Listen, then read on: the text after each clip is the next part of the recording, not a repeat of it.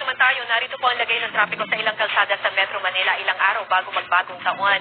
Gamit po ang MMDA traffic camera, silipin natin ang sitwasyon sa bahagi po ng EDSA sa Mandaluyong City, mga kapuso. Yung nakikita nyo po sa kanang lane po, southbound po yan, papunta ng Boni, Buendia at Ayala.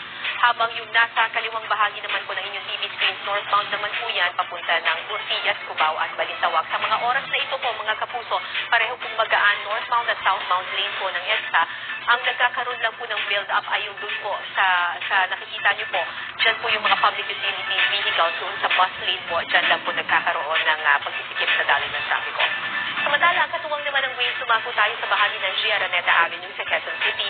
Ito po mga kapuso, sa mga dadaan po ng Araneta, maghanda na po kayo dahil mabigat po ang daloy ng trapiko na sasalubong sa inyo. Lahat po ng lanes po, yung papunta po ng Quezon City, Quezon Avenue at E. Rodriguez, 17 kilometers per hour po ang average speed ng ating wazers dyan. Yung mga dadaan naman po ng Araneta Avenue at pupunta ng San Juan, mabigat din po ang daloy ng trapiko dyan, 16 kilometers per hour po ang average speed ng ating mga wazers.